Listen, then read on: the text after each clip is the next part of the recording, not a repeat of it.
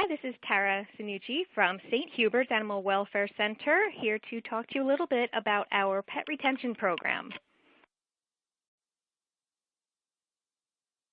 So one of the things we want to talk about is why focus on pet retention. Obviously, we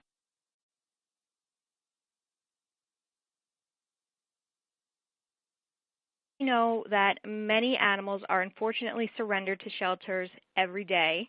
We've all seen it. And ASPCA research has even shown that approximately 7.6 million companion animals are surrendered to shelters every year. So if you think about that number, it's quite large. Obviously, they're not all going to one place. But when you look at your surrenders, you want to look at how many of them have come into your facility that you think or you possibly even feel could have been fairly easily resolved, and what would it have taken to actually help prevent that surrender from happening. When you want to look at a retention program, you're going to first want to look at some of the roadblocks or the potential roadblocks. Obviously, if you're starting a retention program from scratch, that can sound very overwhelming, and it can be quite daunting and a little scary. You want to make sure that you have necessary resources. Who is going to staff? Who is going to fund whatever aspects of the program need funding? Looking at data, if you're collecting data at all. A lot of places aren't collecting data, so it's sometimes a little more difficult if you're not collecting the data to know what you want to or what you need to focus on. And obviously, we want to help everybody. Realistically, we're not going to be able to help every animal and every family. So when you're starting up, one of the things is finding what is going to work best for your staff and your volunteer base. Do you have a reliable volunteer base where you're having the same volunteers that are willing to come in day after day and do whatever it takes to help you help these animals and help these families? And along with that, how do you find the right person or persons to actually tend to a helpline? After you have found the one or the ones that will head kind of these different components of this program, where do you go from there? What components of these programs will actually work best for your community? You may want to do a lot of outreach, but not everything is going to be doable. Maybe you don't need some of the common programs. It's really all about finding what is going to work best for your community. So when you're looking at your community, you look at what you currently already have in place. Perhaps you have some opportunities to assist with emergency boarding. If you know that there is a situation that can be resolved, if maybe that animal has a place to go for maybe just a week or two, maybe you can find something there. There are people who want to help you, but they may not know what they can do. So reaching out with your volunteers, dog trainers, veterinarians, scout groups, really utilizing your community that's already there, that already wants to help. You may even have an informal resource library, whether it's a bunch of books that everybody has on animal behavior, a wealth of experience from those who have been within the animal welfare field for a very long time, online tools, ISPCA, HSUS, Maddie's Fund certainly has amazing opportunities and information online available for free, which is always a big thing. And what components do you have that you don't even realize are actually part of a retention program? We did several vaccine clinics, and we found that one of them, 76% of unaltered pets that actually signed up to be spayed or neutered were actually successfully altered at the shelter, which goes to show you that people want these services, they need these services, they don't always know where they can go to access these. So perhaps you have a really great relationship with a local vet, and maybe they can donate a spay or neuter here and there that could maybe help out somebody. When looking at other programs like Pets Are Welcome, maybe you know people who, landlords that allow pets of all makes with no restrictions on breed or size.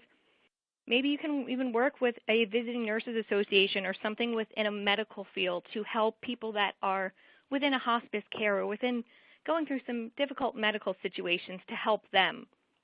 You might have those resources already without even realizing it. So when we go back to staffing, really determining who is going to fulfill which role within the retention program.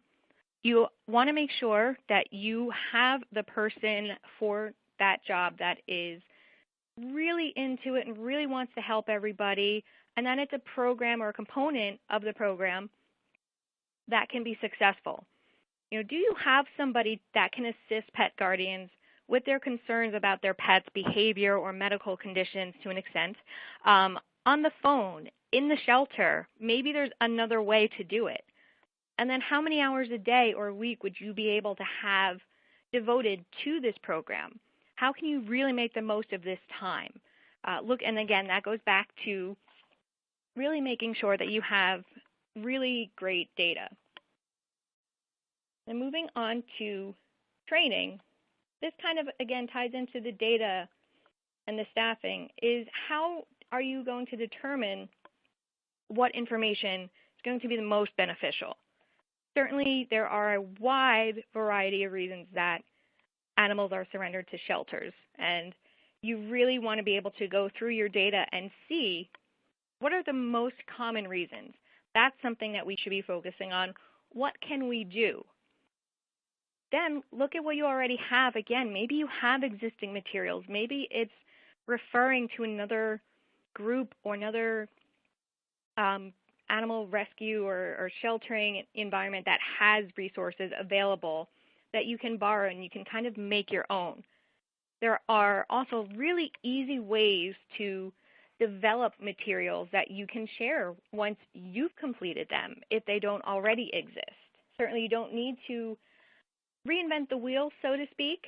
There are some really great resources that are out there that maybe you can just tap into and kind of help spread that way and reach more people.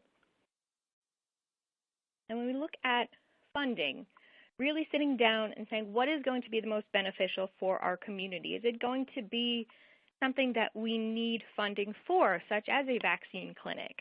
Do you have specific donors who might be interested in assisting with component-specific or general costs? And that means, do you have somebody who says, yes, you should start a retention program, I can help you out with this? Perhaps, spay and neuter clinics are going to really be close to somebody's heart, and maybe that's what they want to fund. And if that's the case, figuring out how you tap into that and how you go forward with that. And also, can you reach out to your community to help? Not just the veterinarians or vet techs that maybe want to help, but young children that want to raise funds or raise supplies, do a supply drive for whatever you potentially could need. That might be another avenue. So we'll talk about that as well. And again, touching on data, the big theme with us, is deciding what information is going to be most pertinent to your community. How do you track that, if you track it at all? Certainly there are some free options online and even on just regular computers such as Excel, which again, it's not really designed for a case management type of program, but you can make it work, certainly. We did for a while. There's also case management software, which prices can range. So again, maybe that's something that you're able to reach out to a donor or raise funds for so that you can better track your data to really make sure that you are getting the most bang for your buck, so to speak. And again, those can be usually customized and are pretty have a pretty good user-friendly interface. It's really easy to work with. And again, tracking, if you're not able to track using any of these, you can figure out something else. There are certainly some programs that don't track their information because it's not feasible for them to do so. So determining if it's feasible for you to do so, and then figuring out the best way to do that. When we talk about simplifying the day-to-day, really, again, this ties in with the data. What are your most common calls? Maybe it's cats not using the litter box. Maybe it's dogs that are growling at guests that are coming over. Is there a way that you can create a form or a template just to save some time? Maybe it's an email template that you send out if you get emails that way, something that you can print out and have available for your volunteers. And again, finding free and easy places to share or publish these materials will help you in the long run as well. So determining what you can realistically reach for. Obviously, our resources are very limited. They are not unlimited. We unfortunately haven't figured out how to do that yet, but in the event that you have a surplus of calls and you're not able to really devote people to every single one of those calls enough time, are there places that you feel comfortable directing people to for guidance? Are there other organizations within your community or nationally? What information do you really need readily available to assist? Again, your most common calls are going to be what you really want to devote the most amount of time to. And obviously, we can't do it all, so you have to know your limits and maybe come up with a list of people or organizations that you can refer to in the event that you're dealing with a call or a situation that is beyond what you are able to deal with time-wise or professionally, whatever the situation is. And I want to give you a little insight into some of our numbers from the past year.